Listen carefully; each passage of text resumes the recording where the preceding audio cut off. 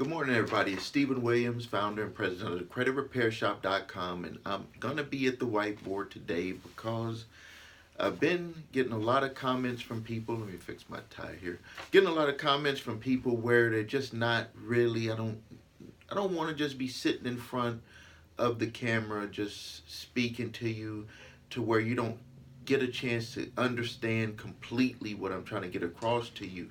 I know some of the times you could just be watching videos over and over, but dealing with debt collections, dealing with credit repair problems, that stuff is serious because it could stop you from being able to move forward. I had a gentleman that came into my office the other day, and he owns real estate, but he said that he needs to get his credit repaired because he has to pay cash for everything. And now everybody is saying, well, yeah, cash is good, that you have cash to do things. But when he started ringing off the things that he had to pay cash for, he was losing a lot of the money that he could have stashed away for bigger and better investments. He has multiple real estate properties, but he said if he wants to move to another state and get a house, he doesn't want to pay cash for the house that he wants to live in because he's going to probably live in a house that's like $300,000 or $400,000. Why would you want to take away that cash and buy that house in cash when you can get a mortgage at a low interest and use the bank's money on that and keep your cash to be able to turn that to make more money for you instead of sitting it into there. Now I know a lot of you people might be thinking, well, if you pay cash for it, you don't have to worry about the payments, and you're thinking about Dave Ramsey and all these people. Let me tell you, it just doesn't work that way. Cash is king, but there's certain things you should use credit for, certain things you don't. That's why we have a full-blown credit society. You don't have to take my word for it. Look around. Everything is done by using credit, and utilizing that credit turns around and makes more money for everybody that knows how to play the game. So let's talk about it. First thing I want to talk about, which I haven't been getting these for a while because it was like I was exposed or something that I was not a debt collection company. So they hadn't been sending me the list, and then if I go to their website, you have to log in to get the list. But they sent out a big list today, and on here it's mixed credit cards over $10.7 million, and these are all 100% charged off accounts in 2007. So these are 100% past the statute of limitations for any state in the United States. So if you were to get one of these from anybody, that the first thing you need to do from a debt collector is look up when that account was charged off. You can easily get that on your credit reports. If you don't have your credit reports, the link is below this video, or go to my website, www.your3scores.com. Get your credit reports and scores and look at where that charge off when that charge off date was, because it's going to be past statute of limitations.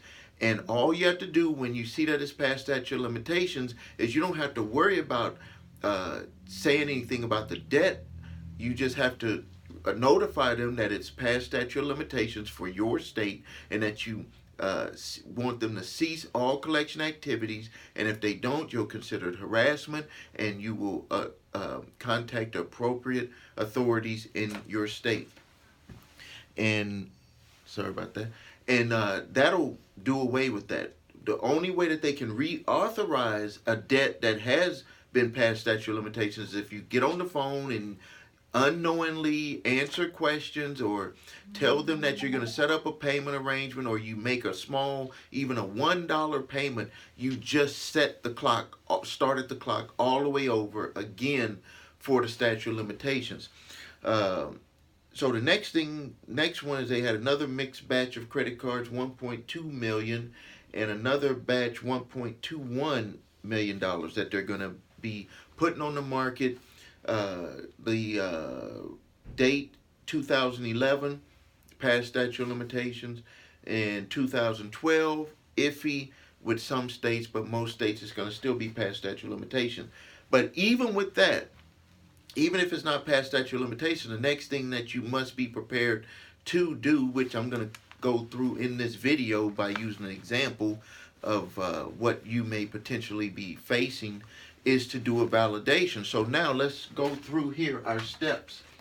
Is that number one, and I talk about this, this is big, this is one of the reasons why it's going to be different when you watch my videos than any other credit repair and debt collection videos that's out there, is that it's going to be different this time, because I'm going to tell you that the difference between success and failure is right here. It's the mental mindset. It's not the technical stuff. The technical stuff is what you do.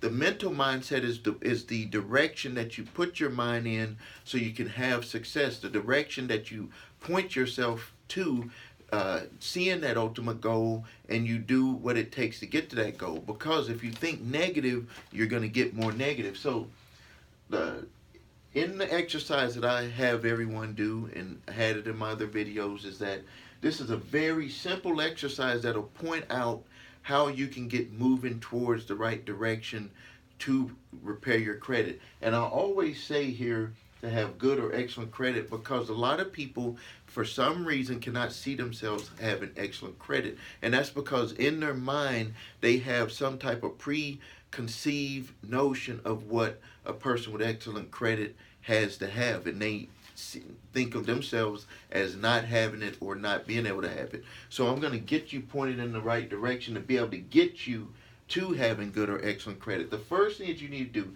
pull out a piece of paper, get your pen or pencil down, and you make a line. You're going to divide the page up. On one side, you're going to have your bad credit items. On the other side, I want you to list at the top having good or excellent credit. And also I want you to put mental mindset at the top. And now on this side here, you're going to just list everything that's on your credit reports. If you don't have your credit reports, you need to know.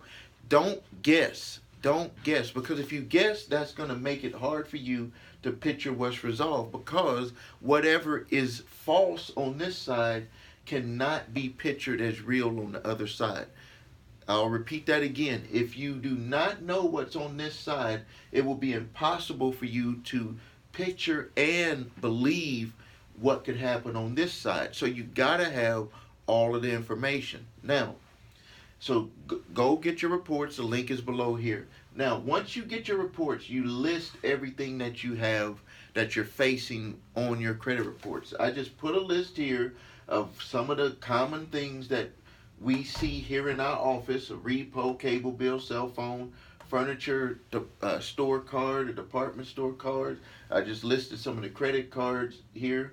The guy had a foreclosure that came to the office yesterday, and payday loans. So this is where the next step that you got to do is, and this is where a lot of people get things wrong when they start to try to make changes, is that they don't picture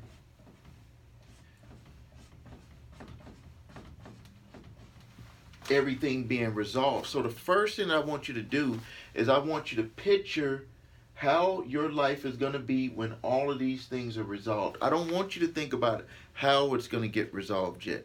I just want you to think about what it's going to look like when they're resolved. So if you had a repo and it was resolved, how are you going to feel? How will you feel the next day or that day when you know that it's not hanging over your head anymore? It's 100% resolved. If you had a cable bill that was just, even though it's not a lot of money, but you're tight on your funds and you just didn't pay it for whatever reason, how will you feel if that was resolved? Same thing for the cell phone, the furniture card. Any of your items, you need to list them, and you need to have that picture in your mind of how you would feel and see yourself, how you would look when all of that was resolved. I know you can get that picture in your mind. And then the next thing that you need to do is to think about the technical pieces of it. Now, I don't want you to get confused when I start talking about the technical pieces, because that's what you do. And what I mean by that, to clarify, is whenever I say to do something technical, does not necessarily mean that it's a guarantee to work. And what I mean by that is that everyone that has these types of items and other items and the items that you may have, there's always going to be something different about how you're going to have to resolve it. There's always going to be something different. But for this video, for information purposes and educational purposes of this video, the first thing that we do, and the first thing that you need to do, is you need to do, after you've done this stuff here, is you need to do what's called the validation process. Now, we talked about the first part, which is the statute of limitations.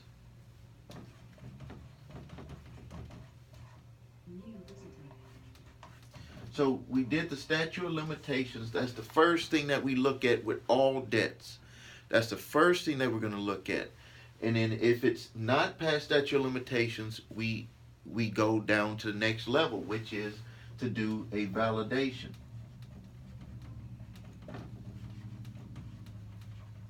Now, when we do a validation of debt, and that's why it's very important to have your credit reports, because when you do this validation of debt, there's several, a few things that could actually play in your favor right from the beginning, to where it'll make this whole process a lot easier. Something that we see a lot of when we do validations is that on the credit reports, especially if it's one of these where it was sold or a debt collector took it over and it's not owned by the original creditor anymore. And let me back up a second. Just because an account is charged off or written off does not mean that the original creditor sold the debt. It does not mean that. So that's why in the first part of the validation, the number one thing that we always do is we want to find the relationship of who with that debt collector. Relationship can be defined one of two ways. They could be the owner of the debt now, the new owner, the debt collector purchased it from the original creditor, and like what was on this list here, and they are coming after you for the money. Or they could be assigned from another debt collector who purchased it, and they're coming after you for the money. We see that a lot with debt collectors that are in other states, and you live in another state. They bought it, but they assign a debt collector in your state to go after you for the money, so they don't have to worry about all the licensing and all that different type of stuff. Or the debt collection company could be contracted by the original creditor to come after you for the debt. So you need to understand, and the way that you can learn that is, number one, when you send that validation request to the debt collector that is coming after you for the money, you make them identify, number one, the first thing is, what is the relationship between you and them? They must identify that. They have to say if it was purchased, or if they're assigned, or if they are contracted by the original creditor. And in that validation process, you need to ask for everything: the original contracts, if it's a credit card, the charges, your signature proving all of the charges. If they were online purchases, you need to have some type of tracking from that purchase, showing that you did do it. They usually do that with IP addresses. If it's a foreclosure, you want to get all of the documentation proving that the foreclosure was done correctly. Make sure that it wasn't sold. Make sure that there wasn't any insurances that paid it. If it was a repo, you want the contract. You want to make sure that on that original contract that there was no rider insurance that would have paid the vehicle off. You want to make sure that you get the auction statement. You want to get everything that's pertaining to the debt for all of this stuff. Now with cell phones and some debts, there's not a lot of stuff that you'll be able to get. You know, it's basically going to be that you got the service and they're going to show a termination of service date. But you have a right to get all of that stuff. And if they cannot provide it, even if the original creditor can't provide it, the debt is not valid right from that point. But some of the things that we see at the beginning process of these, and we see this a lot with credit card companies, is that the debt collection company has purchased the debt, and then they might assign it to someone, but when they try to when they send you that letter, that 30-day letter saying that you need to dispute this debt if you don't believe that it's yours, one of the things that they're doing to trick people is that they're making it like it's the original creditor that is contacting you about the debt. So you must read that whole letter, and then you have to figure out which ways that you want to respond. The way that we would respond when you get that letter is you need to look at your credit reports, and if it says that it was sold, and it'll say it in the remarks section below there, if that debt was sold and they did not identify that that debt was sold to that debt collector in that letter, that invalidates that debt. Because they are not being truthful on that letter. And you could simply reply to them and say that according to my credit reports, this debt was sold to a debt collector. It usually doesn't say, or maybe it'll say the debt collector that it did sell it to. And then what you would do is you would say that this is not, what you're representing on here is not accurate, and I want you to cease all collection activities on that debt. Now, if everything checks out with the debt, and which is where what a lot of people don't talk about on these videos, they always talk about running from responsibility. When I talk about is running to responsibility. So we've talked about statute of limitations, we've talked about validating the debt, and now we're at the point to where we have to be able to move forward in our life. And there was a comment on one of my YouTube videos where a young man stated that he had a debt, an older debt, wasn't even that much, and he was like, should I just go ahead and pay this because it's just holding my credit score down? And I told him that you should only pay it if you've done a full validation of it. But there's also another reason why you might want to pay that debt. If you're looking at moving into a better home, or moving and you don't want to have this ding on your credit, you need to work out some type of deal and get it taken care of. Even if it's a couple of $100 or $100, you negotiate a settlement, and you negotiate them taking it off your credit report, because that item, sitting there fight that item back and forth, does not make any sense when you want to be able to move forward in your life. If having a cell phone bill that's $100 is stopping you from being able to get a mortgage because the underwriter is saying if you can't be responsible for a cell phone bill, how are you going to be responsible for paying this mortgage? That you look at it from that direction. So there are some times, the next step that you would move into, if everything is validated 100%, and you've went through everything, and I have videos here on YouTube, also visit my channel, where I go through a full validation process. So if it is 100% validated, then you do need to look at doing settlements, because when you do your settlements, and you do your validations, or you have your statute of limitations, that picture that I told you about envisioning you're going to become that person. All of a sudden, all of this stuff that you went through right here is not going to really matter, because you're going to be this new person that had it resolved. I would even say that if you have this picture in your mind, one of these three is going to work out a lot easier than you ever thought that it would work out before. But if you're stuck with thinking about how bad things are, how am I going to get over these hurdles, you're thinking about everything all together instead of thinking about them one at a time, you're never going to get through it. Even when you try to do things, something is always going to go wrong, either at home, or working too many hours, or you're tired, or you get sick. Things will pop up in your life that will stop you if you only focus on the bad. But if you start focusing on this right here, and you have that picture in your mind every day when you wake up, one of these right here will work out in your favor. So I hope you enjoyed this video. We're going to be using the whiteboard a lot more now in upcoming videos. Please subscribe to my channel, refer it to your friends and family, post your comments below. Also, if you need help, go to our website, thecreditrepairshop.com. If you need your credit reports and scores, go to your3scores.com. The links for all of that is below this video. And thank you, and until next time.